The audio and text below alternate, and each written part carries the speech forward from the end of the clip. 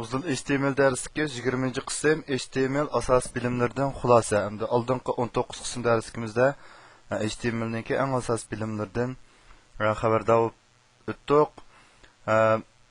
Bu dərsigimizdə asas məzmun birisi HTML kod tizləş qo'llanmasıdagi shu ko'p qism kodlarni bir qur ko'rib chiqamiz. Andan keyin rang nomlari tizimligini bir qur ko'rib chiqamiz. Kod tizimlikka qaraydigan bo'lsak, bu HTML-ninki asosiy hujjati.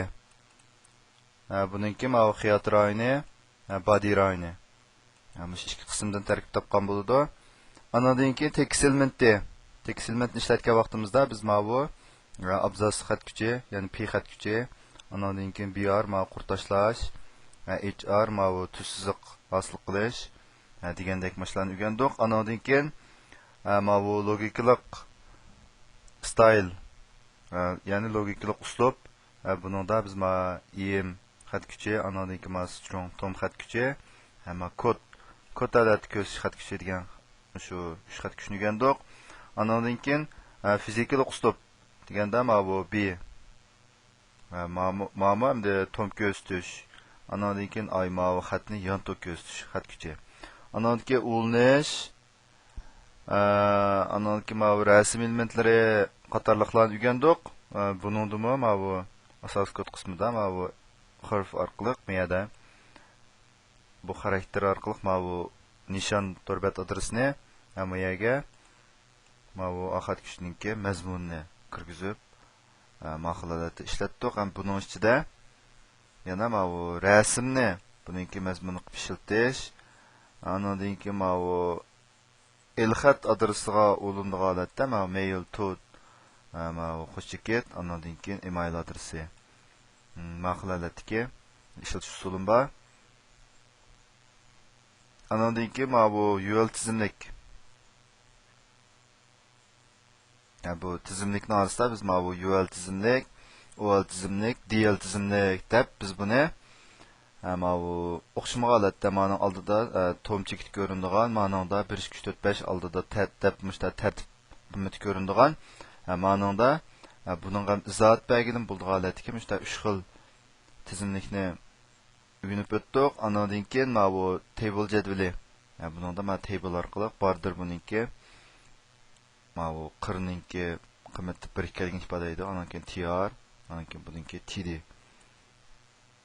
Valan o'rgandik. Andan keyin bu frames, frame set holatdagi xat kuchni o'rgandik. Bu orqali shu bet yuzda boshqa torbatlarni bulamdi yoki boshqa hujjatlarni bulamdi. Mush bir betning ichida ko'z tanlaymiz. Andan keyin forms, jadval uchun xat kuchi.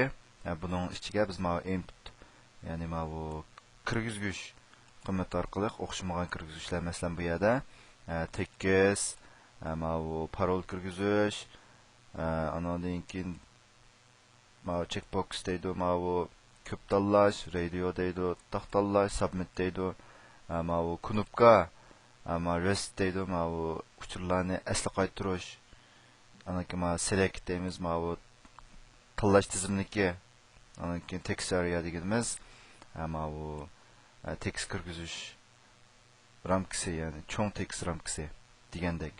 Andan keyin bu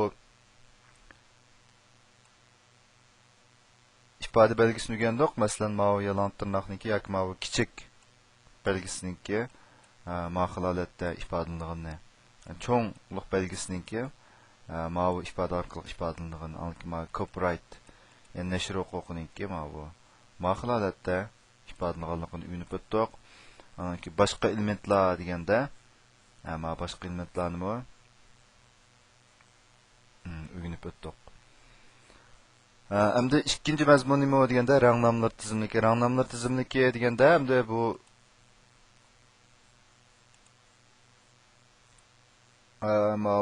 rangning ismi 16 sistem bo'yicha ifodalanishi, andan keyin rang qatorliq miyada biz bu 216 xil bexatar rang deb qaragan ranglarninki tizimlik hammasini qildik. Hujjat shu darslik bilan birga shu o'rganuvchilarga ta'minlandi. Shuningdan bevosita foydalanib, rang qimmatlarini ishlatishga bo'ldi.